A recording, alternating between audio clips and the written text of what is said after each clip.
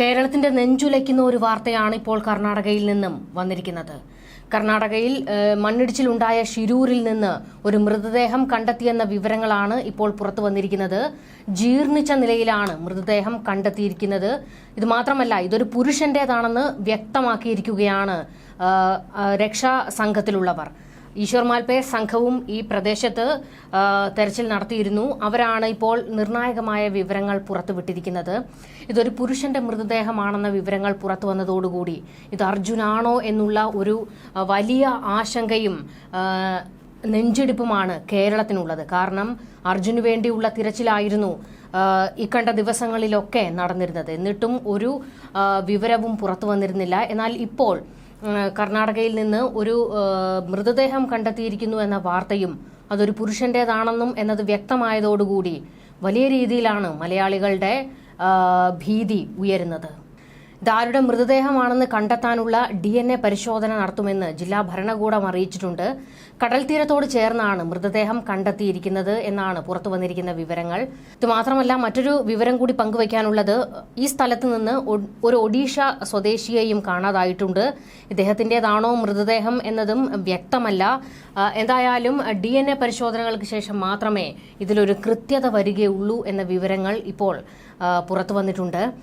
ഈ വിഷയത്തിൽ ഇപ്പോൾ മലയാളി വാർത്തയോട് പ്രതികരിച്ചിട്ടുണ്ട് ലോറി ഉടമ മനാഫും വലിയൊരു ഭീതിയിലാണ്. ഇത് അർജുന്റെ മൃതദേഹമാണോ എന്നുള്ളതാണ് മനാഫിനെ സംബന്ധിച്ചും വലിയ ഒരു പ്രതിസന്ധി ഉണ്ടാക്കിയിരിക്കുന്നത്. മനാഫ് വലിയ രീതിയിൽ തകർന്നാണ് മലയാളി വാർത്തയോട് സംസാരിച്ചിരിക്കുന്നത്. എന്താണ് സംഭവിച്ചിരിക്കുന്നത് എന്നറിയില്ല.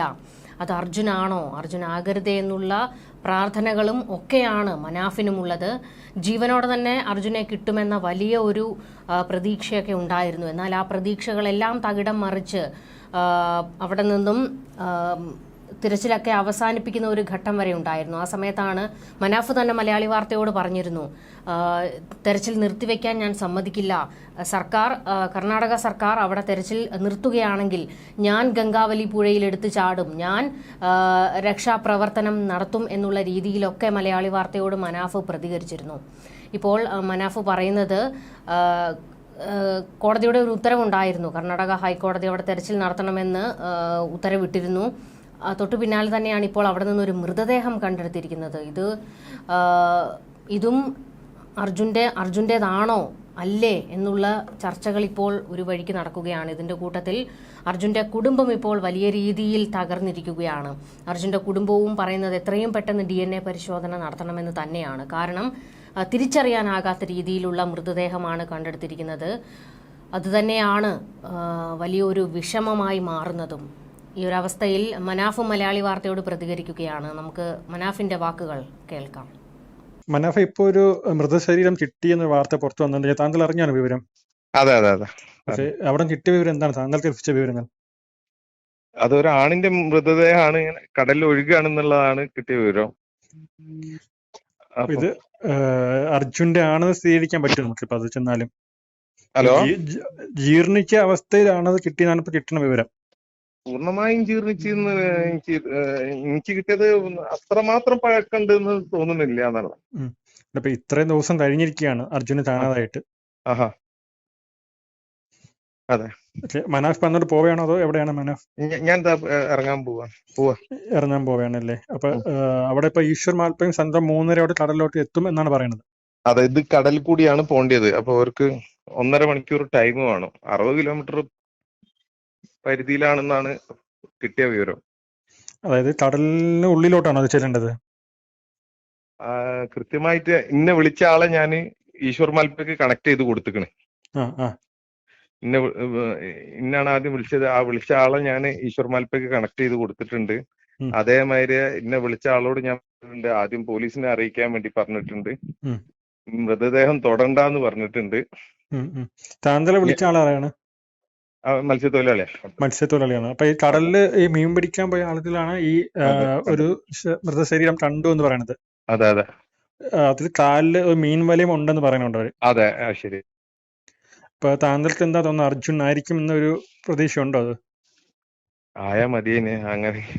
അങ്ങനെ എന്തെങ്കിലും ഒരു തീരുമാനം ആവണല്ലോ ഇപ്പൊ ഈ ഒരു വിഷയത്തില്. അർജുന്റെ കുടുംബം പറഞ്ഞു വെച്ചാൽ DNA പരിശോധന നടത്തണം എന്ന് പറയുന്നുണ്ട്. അത് അവരെ ഇത് സാമ്പിൾ എടുത്തിക്കണല്ലോ. ഇനി എടുക്കേണ്ടി വന്നാൽ ഓരോ ബ്രദർ വരാൻ തയ്യാറുമാണ്. ഓക്കെ. മറ്റൊരു കാര്യം ചോദിച്ചത്, ഇപ്പൊ ഈ മൃതശരീരം കരയിൽ എത്തിക്കുകയാണെങ്കിൽ അർജുന്റെ കുടുംബത്തിന് എന്തോ ഫോട്ടോ അയച്ചു കൊടുത്ത് ക്ലാരിഫൈ ചെയ്യുമെന്ന് പറയുന്നുണ്ട്. പക്ഷെ കർണാടക പോലീസ് ഒരു മറുപടി ഇപ്പൊ പറയുന്നില്ല മാധ്യമങ്ങളോട്. അവരാണ് എന്താ പറഞ്ഞു കഴിഞ്ഞാൽ ഇപ്പൊ എന്തെങ്കിലും ചെയ്യേണ്ടത്. അപ്പം ഇപ്പൊ നമ്മളെ കയ്യില് ഹൈക്കോടതി ഓർഡർ കൈ കിട്ടിക്കണ് ഇന്ന്.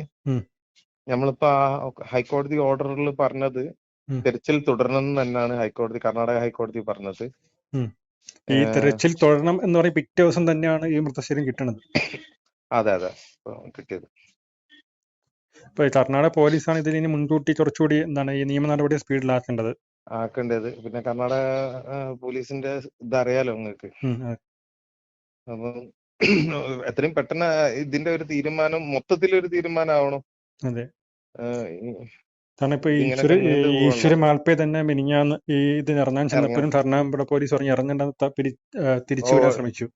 അതെ ഓരോ അറസ്റ്റ് ചെയ്യാൻ വേണ്ടി പോയിന്. ഇപ്പൊ കർണാടക പോലീസ് ഒരു വ്യക്തമായ നടപടി ഇതിൽ വേണം എന്നാണ് താങ്കൾ പറയുന്നത്. അല്ല, ഇപ്പൊ ഇന്നൊക്കെ പുഴയില് തീരെ വെള്ളമില്ല. വെള്ളം വളരെ കുറവാണ്. ഈ ലോറി വീണ സ്പോട്ടിന് എത്ര കിലോമീറ്റർ ഉണ്ട് ഇത് ഈ കടൽ എന്ന് പറയുന്നത്? 60 കിലോമീറ്ററുണ്ട്. കടല് അവിടുന്ന് 12 കിലോമീറ്ററിനുള്ളിൽ കടലാ. അല്ല, ഈ ബോഡി ഇരിക്കുന്നത് ഇപ്പൊ ഏകദേശം ഒരു 60 കിലോമീറ്റർ പറയാനേ പറ്റുള്ളൂ. അപ്പം ബോട്ട് വഴിയാണ് ഈശ്വർ മൽപ്പെ പോയത്. അതെ. അപ്പൊ ഒരു 1.5 മണിക്കൂർ ടൈം എടുക്കും.